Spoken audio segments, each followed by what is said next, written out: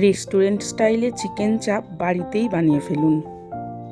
Chicken চাপ বানাতে খুব বেশি একটা খাটুনি হয় না। ঘরোয়া কিছু উপকরণ দিয়ে আপনিও বাড়িতে চিকেন চাপ বানিয়ে ফেলতে পারবেন, যেটা স্বাদ হবে একদম হুবহু রেস্টুরেন্টের মতো, কিন্তু রেস্টুরেন্টের থেকে বেশি হেলদি হবে। রেস্টুরেন্টের মতো চিকেন চাপ বানানোর জন্য রেসিপিটা দেখে নিন। চিকেন চাপ বানানোর জন্য আমি এখানে এরকম বড় বড় সাইজের চিকেনগুলো নিয়েছি। এবার এই চিকেনগুলোকে খুব ভালোভাবে ধুয়ে নিয়েছি। ধুয়ে নেওয়ার পর চিকেনের টুকরোগুলোকে এরকমভাবে ছুরির সাহায্যে একটু একটু করে কেটে নিতে হবে, যাতে মশলাটা মাংসের ভেতরে বেশ ভালোভাবে ঢুকে যায়। মাংসগুলোকে এইভাবে চিড়ে চিড়ে নেওয়ার পর আমি চিকেন চাপের জন্য মশলা বানিয়ে নেব।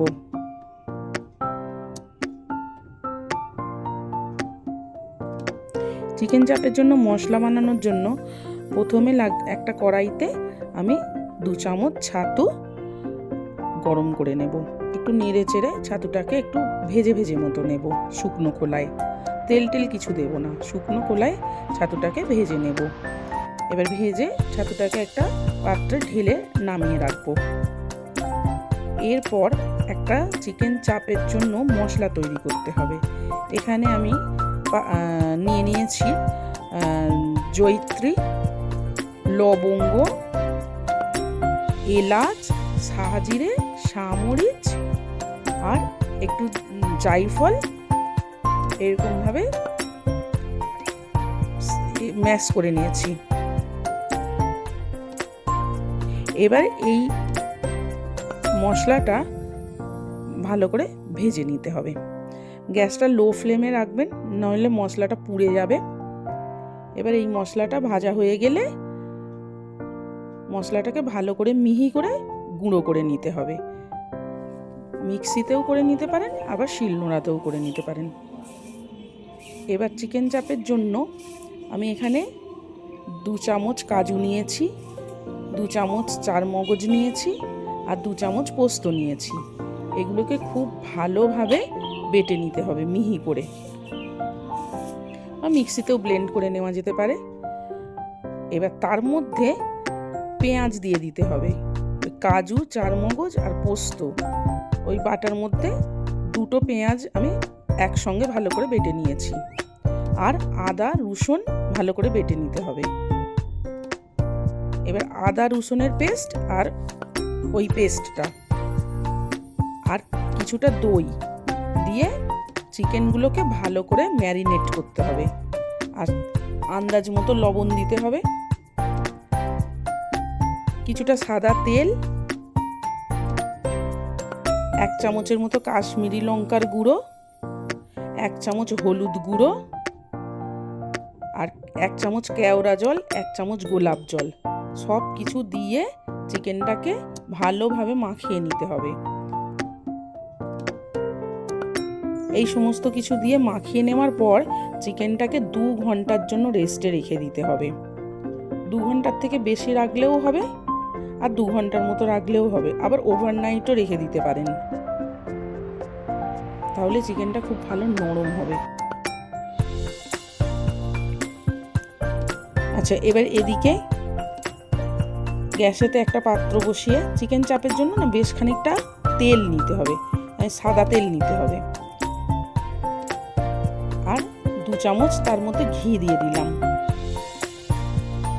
রেস্টুরেন্টে এই ঘিও দেয়, আবার ডালদা ব্যবহার করে ওরা, কিন্তু আমরা এখানে ডালদা দেব না, সাদা তেলের মধ্যে ঘি দিয়ে দিলাম। এবার যে ম্যারিনেশন করা চিকেনটা রয়েছে সেটা এই তেলেতে ফ্রাই করে নেব।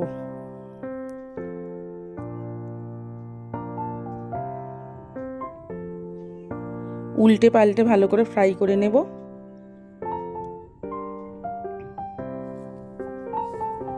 এবার এই চিকেনটা ফ্রাই করা হয়ে গেলে একটা পাত্রে আমি এই চিকেনগুলোকে নামিয়ে নেব।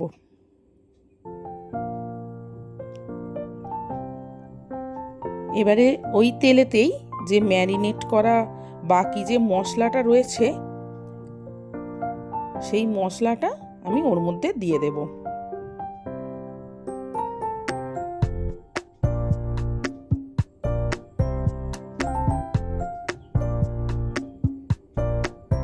মশলাটা খুব ভালোভাবে কষিয়ে নিতে হবে। একটু মিডিয়াম ফ্লেমে কষালে খুব ভালো হবে, নয়তো মশলাটা পুড়ে পুড়ে যাওয়ার সম্ভাবনা থাকবে। মিডিয়াম আঁচে করবে। মশলাটা খুব ভালোভাবে কষা হয়ে গেছে, তেল ছেড়ে দিয়েছে। দেখতেই পাচ্ছ বন্ধুরা, মশলাটা খুব ভালোভাবে কষানো হয়েছে। এবার আমি এর মধ্যে কিছুটা উষ্ণ গরম জল দেব, যাতে মাংসগুলো, চিকেনটা সিদ্ধ হয় ভালোভাবে। এবার ওই ভেজে রাখা চিকেনগুলো আমি এতে দিয়ে দিয়েছিলাম, দিয়ে 10 মিনিটের মতো ঢাকা দিয়ে রেখে দিয়েছিলাম। 10 মিনিট পরে আবার অন্য পিঠটা উল্টে আবার 10 মিনিটের জন্য আমি ঢাকা দিয়ে দেব। তাহলে খুব ভালো সুসিদ্ধ হবে চিকেনটা, নরম তুলতুলে হবে। সবাই খেতে পারবে, বাচ্চা থেকে বয়স্ক মানুষ সবাই খেতে পারবে, এতটাই নরম হবে। এরপর যে চাট মশলাটা আমি করে রেখেছিলাম, চিকেন চাপের যে মশলাটা আমি করে রেখেছিলাম, সেই চাপ মশলাটা এখানে দিয়ে দিলাম। দিয়ে 2-3 মিনিট ভালো করে কষিয়ে নেবেন, নেড়ে নেবেন। 2 মিনিটের মতো ঢাকা দিয়ে দিলেই আমাদের চিকেন চাপ একদম সম্পূর্ণভাবে রেডি। আচ্ছা, এই চিকেন চাপ নামানোর সময় 1 ফোঁটা মিঠা আতর দিয়ে দিতে পারেন, আমি এখানে দিইনি। দেখুন বন্ধুরা, কত সহজেই ঘরে চিকেন চাপ বানিয়ে নিলাম, আর বিশ্বাস করুন পুরো রেস্টুরেন্টের মতোই টেস্ট হয়েছিল। আর রেস্টুরেন্ট থেকে কিনে খাওয়া কেন, ঘরেতেই বানিয়ে ফেলবেন। খুব সহজেই চিকেন চাপ বানিয়ে ফেলুন বাড়িতেই। আর করে দেখবেন বন্ধুরা সবাই একবার, কেমন হয়েছে বলবেন কমেন্টে।